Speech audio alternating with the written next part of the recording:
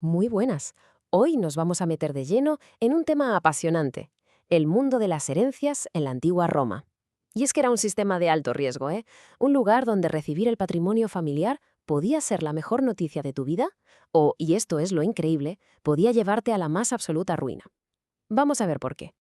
A ver, pensemos en esto por un segundo. Imagina que un pariente lejano te deja una herencia, una fortuna. Suena increíble, ¿a que sí? Pero, ¿qué pasaría si esa herencia viniera con un pequeño detalle? Deudas. Un montón de deudas, que valen mucho más que la propia fortuna. Pues bien, en la antigua Roma esto no era un caso hipotético, para nada. Era un peligro muy, muy real. Para entender este lío, lo primero es pillar el concepto clave de la herencia romana. Porque, ojo, no se trataba solo de recibir unas cuantas propiedades y ya está. No, no. Era una sucesión total. Un relevo en toda regla de la posición financiera y legal de la persona que fallecía. Este principio se llama successio mortis causa. Y su nombre ya lo dice todo, ¿verdad? Sucesión por causa de muerte. Significaba que el heredero se convertía, legalmente, en una especie de continuación del difunto. No era como si te dieran un regalo, ¿qué va? Era más como si de un día para otro te tocara hacerte cargo del negocio familiar, con todo lo que eso implicaba. Y aquí está el quid de la cuestión. Si el negocio familiar iba bien y tenía beneficios, pues oye, enhorabuena. Pero como estuvieran números rojos, esas deudas pasaban a ser tuyas. Y lo peor de todo, lo que daba verdadero pánico, es que los acreedores podían reclamar no solo con los bienes de la herencia, sino que podían ir a por tu propio patrimonio, el tuyo personal. Toda esta situación, como es de imaginar, estaba regulada por un sistema legal bastante complejo. De hecho, había dos sistemas distintos que competían, que chocaban entre sí, a la hora de decidir quién tenía derecho a heredar. Aquí teníamos, por así decirlo, dos equipos jugando en el mismo campo. Por un lado, el is civile, el derecho civil. Pensemos en él como el derecho de toda la vida, el más antiguo y tradicional. Era súper rígido y se basaba en los vínculos de poder, en los lazos legales, lo que llamaban la familia agnaticia, la vieja guardia, vamos. Y luego, en la otra esquina, el derecho pretorio. Esto ya era otra cosa. El pretor era un magistrado mucho más práctico, que buscaba la equidad, la justicia, y para él lo importante eran los lazos de sangre, la familia cognaticia. Y este ejemplo lo deja clarísimo. Según el estricto ius civile, si un padre emancipaba legalmente a su hijo, ese hijo quedaba fuera de la línea de poder y, por tanto, perdía todo derecho a heredar. Todo. Al pretor esto le parecía una barbaridad, una injusticia, porque al final del día seguía siendo su hijo. Así que ni corto ni perezoso usaba su autoridad y lo metía de nuevo en la herencia. Claro, esta forma de actuar del pretor, de corregir al derecho antiguo, acabó creando dos caminos diferentes, dos vías paralelas para poder acceder a una herencia. Fijaos en la jugada maestra del pretor. La hereditas era el título oficial, el de heredero con todas las letras. Eso el pretor no podía darlo porque era cosa del ius civile. Pero lo que sí podía hacer era dar la bonorum possessio, que significa literalmente la posesión de los bienes. En la práctica, vamos, le daba la herencia. Era una solución súper inteligente para hacer justicia sin dinamitar la ley antigua. Vale, una vez que ya se sabía quién podía heredar, llegaba el momento clave, la gran pregunta: ¿aceptamos la herencia o no? Y es aquí donde la cosa se pone interesante, porque resulta que no todo el mundo tenía el lujo de poder elegir. A grandes rasgos, la cosa se dividía en dos. Por un lado, los herederos forzosos, que estaban obligados a heredar sí o sí, les gustara o no, y por otro, los herederos voluntarios, que tenían la libertad de decir sí, quiero o no, gracias. El primer tipo de heredero forzoso era el heres necessarius. ¿Y quién era? Pues un esclavo a quien su amo, en el testamento, le daba la libertad y a la vez lo nombraba su heredero.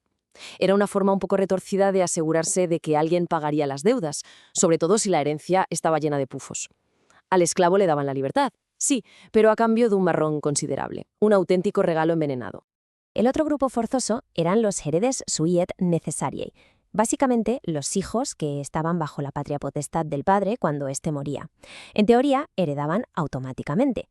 Pero, una vez más, apareció el pretor al rescate con una solución genial, el beneficium abstinendi. Si veían que la herencia del padre era una ruina, el pretor les permitía abstenerse, es decir, no tocar nada de la herencia y así proteger su propio patrimonio. Y por fin llegamos a los herederos voluntarios, que eran todos los demás. Para este grupo, la decisión era totalmente suya. Era un riesgo que tenían que calcular. Tenían que hacer sus números, investigar, sopesar los pros y los contras antes de dar el paso de aceptar. Y digo que era un riesgo tremendo porque había un concepto legal que era el verdadero villano de esta historia. Un concepto que lo cambiaba todo. la confusión hereditaria. La confusión hereditaria. Quedaos con este nombre, porque era el punto de no retorno. En el mismo instante en que un heredero decía «acepto», su patrimonio personal y el que acababa de heredar se mezclaban, se fusionaban y se convertían en una sola cosa, una única masa de bienes y deudas sin separación posible. Esta fórmula lo resume a la perfección. El patrimonio del heredero más las deudas heredadas se convertían en un único bote. ¿Y para quién? Pues para los acreedores del difunto. Ahora podían cobrarse sus deudas no solo con lo que había dejado el muerto, sino con todo lo que tenía el heredero. Todo su dinero, todas sus propiedades, todo quedaba expuesto. La situación era terrible, ¿os dais cuenta? Aceptar una herencia era como jugar a la ruleta rusa. Si no sabías exactamente lo que había, te la jugabas. Si el barco se estaba hundiendo, aceptar la herencia significaba que te hundías con él. Durante siglos, este fue un dilema brutal. ¿Había alguna manera de protegerse? ¿Alguna forma de aceptar lo bueno sin arriesgarlo todo? Pues la solución definitiva tardó en llegar, pero llegó. Y vino de la mano de un emperador clave, Justiniano. Él fue quien creó la herramienta legal que lo cambió todo. Justiniano creó el llamado beneficium inventari, el beneficio de inventario. Y el mecanismo, como veis en estos 3 pasos, era pura lógica. Primero, el heredero hacía un inventario, una lista detallada de todo. Segundo, ese simple acto creaba un muro, una separación legal entre su patrimonio y el heredado. Y tercero, el resultado final, la responsabilidad del heredero quedaba limitada. ¡Limitada! El cambio fue una revolución. Este gráfico lo muestra de forma muy clara. El riesgo personal del heredero pasó del 100% de jugárselo todo a un 0%. Cero. A partir de ese momento, ya no se apostaba al futuro financiero al aceptar. La responsabilidad quedaba limitada al valor de los activos que se recibían. Ni un sestercio más. En el fondo, esta innovación fue como el primero firewall o cortafuegos legal de la historia. Creó una barrera de protección entre dos patrimonios. Permitió que el heredero pudiera, por fin, aceptar la parte buena de la herencia, manteniendo sus finanzas personales completamente a salvo, blindadas contra las deudas del difunto. Y es que este principio, el del beneficio de inventario, ha llegado hasta nuestros días. Ha influido en casi todos los sistemas legales modernos, incluyendo el nuestro. Pero claro, nos deja con una pregunta de fondo que sigue siendo muy relevante. ¿Hasta qué punto es justo que las deudas de una persona pasen a otra, aunque sea por una herencia? Ahí queda la reflexión. Muchas gracias por habernos acompañado.